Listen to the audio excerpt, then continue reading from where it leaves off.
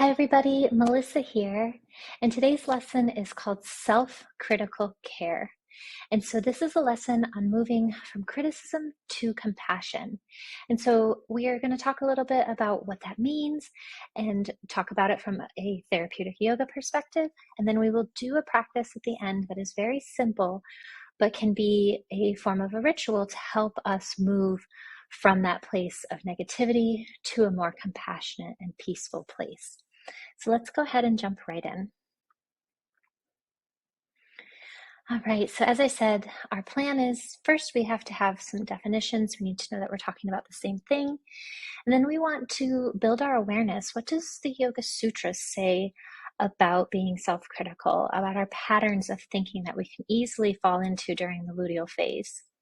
And then we'll do our practice. And at the end of this practice, I have included a few links as references that you should look at, especially if you're looking at some more information about what being self-critical is.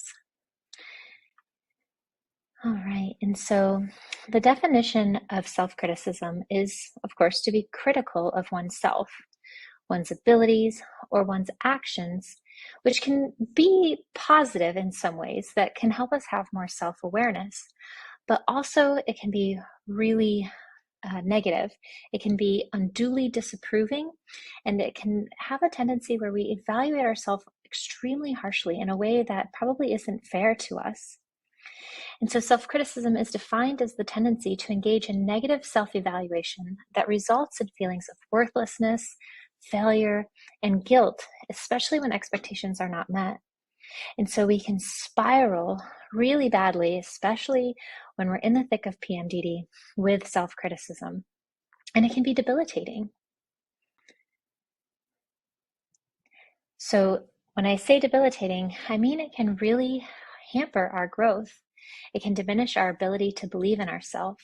And that deterioration in our belief can erode our ability to be happy, to heal, to feel and be loved, to feel and be valued.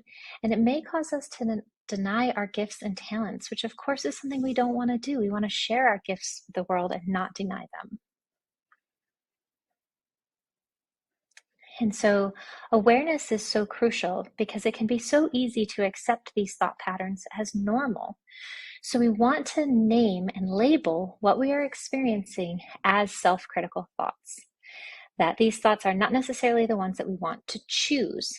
And so through recognizing the pattern of negative thinking that may be consuming us, we may be able to de-link from that narrative. So we choose to tell ourselves a different story. And hopefully that new story is one that is healthier and more productive and helps us to really acknowledge and use our talents. And so, of course, therapeutic yoga and the Yoga Sutras has something specific, amazingly, to say about this. And so I want to start with Yoga Sutra 216. And I've introduced this in some other lessons, and I think it's just so beautiful and so important. And so, as I've mentioned in previous lessons, this sutra is actually part of the logo at the Krishnamacharya Yoga Mandram, which was started by TKV Desikachar, my teacher's teacher. And so it's so important that they put it right smack dab in their logo. So it's right on the building, it's in all of their paperwork. It's so crucial. And so what this Yoga Sutra says is that the suffering that has not yet happened can be avoided. And I love that. I love that idea because, again, this is a practice that's thousands of years old, and it was an oral tradition before it was ever a written tradition. And so thousands and thousands of years ago, people were still suffering. And this awareness that what has not yet happened, we don't have to suffer from, is so powerful. And so you may want to let that sit for just a moment. I love this idea, and I love to meditate and kind of use this idea that if it hasn't happened yet, I don't necessarily have to suffer from it. And so changing some of those patterns of belief about what can happen, and usually we think it will be bad, especially when we're in luteal, we don't necessarily have to do that. That's not to say, though, that it's easy. So, of course, the rest of the Yoga Sutras are about how we can avoid that suffering. So it is possible, but there's some work that we have to do, of course. And so in chapter 3 of the Yoga Sutras, we start to learn about samskara, which are patterns of thinking. And so Vitana samskara is a pattern of negativity and anxiety that leads to dysfunction, essentially self-critical thoughts. And so this is a pattern that we can start to recognize in ourselves and have that awareness of so that we can start to adjust it. Now, of course, we can't just eliminate it. We need to substitute it with a different pattern. And so that is where Nirodha Samskara comes in. And so Nirodha is a pattern of attention, quiet, stillness, serenity, clarity, and focus. And so, of course, that's what we would like to aim for as we're trying to move from being self-critical into self-compassionate. And so let's not just talk about it, let's be about it. Let's jump right into this practice. So for this practice, you'll need your yoga mat, of course. You'll also need a comfortable place to sit, and you will need a candle. So go ahead and grab your equipment, and we will get started. So pause it now, get your stuff, and then unpause it, and we'll begin. So for our opening, we will begin by lighting a candle. Say aloud as you light your candle, I now begin.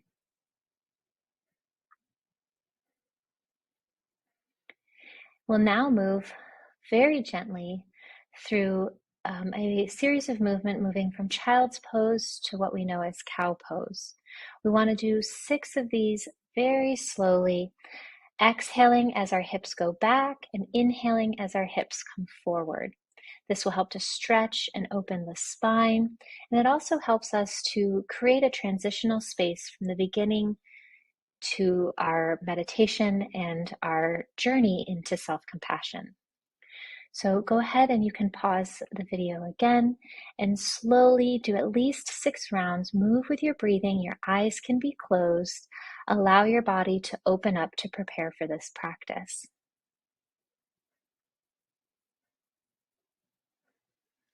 Now that we've moved, it's time to set an intention. So go ahead and come to a comfortable seated position. That may be on the floor, it may be on a chair, whatever serves you best. And we'll set our intention.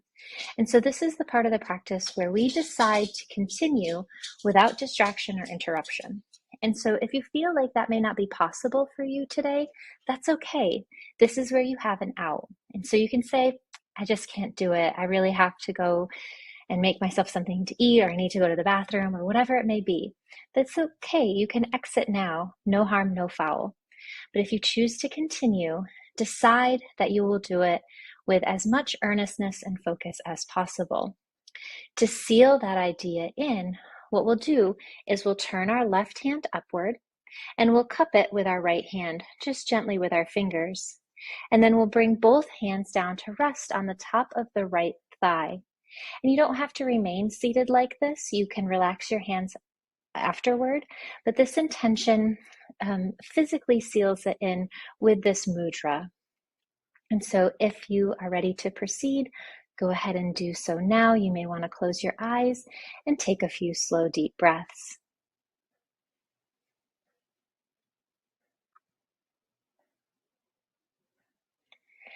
We'll now move into our affirmations, and this will be very easy.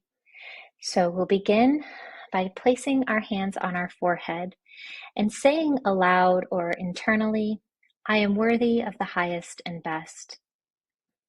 And then moving our hand to our heart, we'll say aloud or internally, I am compassionate and caring toward all. And then touching just below your belly button, name your gifts. My gifts are, and then say them out loud or internally. Know what your gifts may be.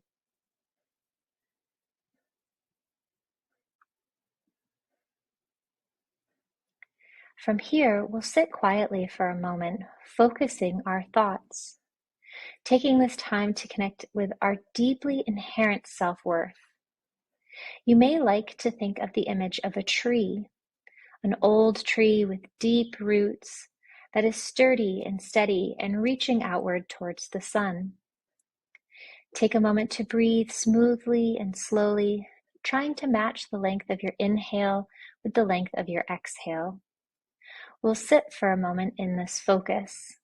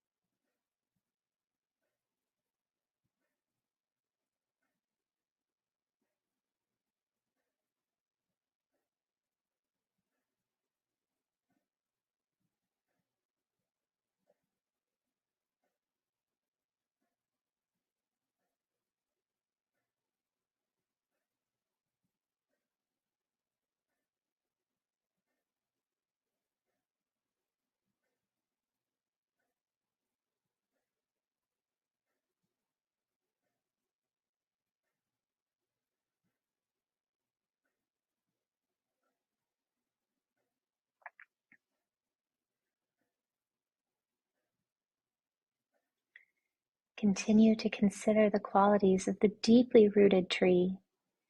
And as you do so, you can continue to sit with your eyes closed and see if you can allow gratitude to grow in your heart. Gratitude for all the lessons you have learned in your lifetime.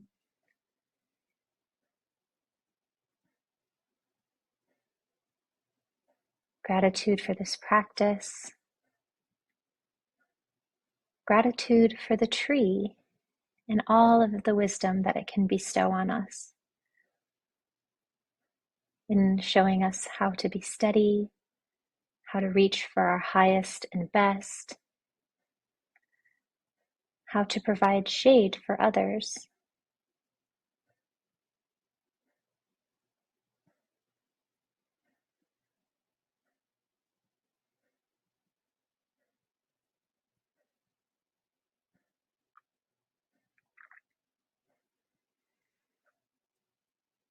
Continue to breathe slowly and deeply, becoming more aware of each breath that you take, becoming aware of the physical space that your body is occupying, noticing where you may be in contact with the chair or the floor below you, noticing the clothing on your skin, noticing the temperature of the room.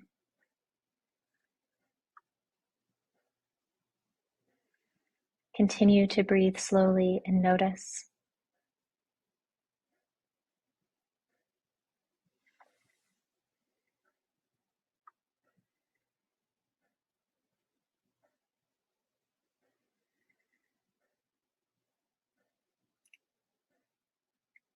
We'll now use this time to ask for forgiveness. Forgive yourself for any self-critical thoughts, any weaponized thoughts you may have used against yourself. Ask for forgiveness for any unintentional mistakes you may have made on your journey, knowing that to err is human, and it's okay to forgive. As you forgive yourself, give thanks and blessings for all others, for wherever they may be on their journey.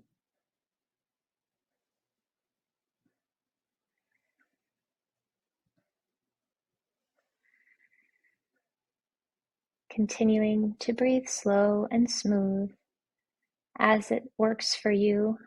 Slowly bring yourself down onto your back body. And we'll move through a few gentle rounds of wind removing pose or Apanasana. So as you inhale, your knees will gently move away from your chest. And as you exhale, your knees will gently move back down towards your chest. Repeat this 6 times, slowly breathing, allowing yourself to come back to your body, transitioning back into the rest of your day, allowing any last lingering things that need to be let go of to go.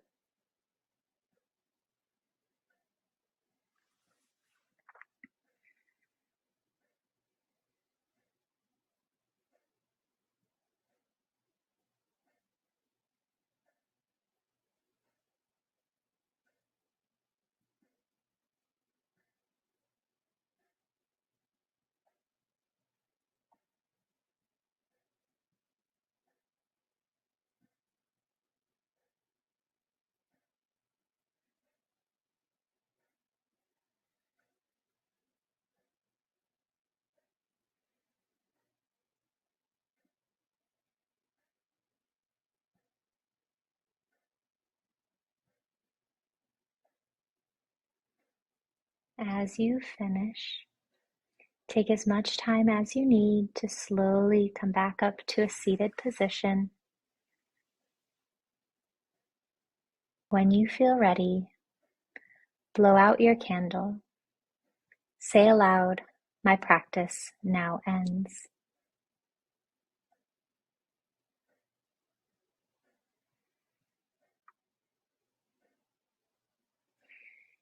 Take some time to observe how you're feeling, knowing, of course, that you can repeat this practice as many times as you need, that this is a very simple meditation ritual to help us to delink from a negative narrative to one that is more positive, acknowledging our gifts, our fortitude, our ability to forgive ourself most especially.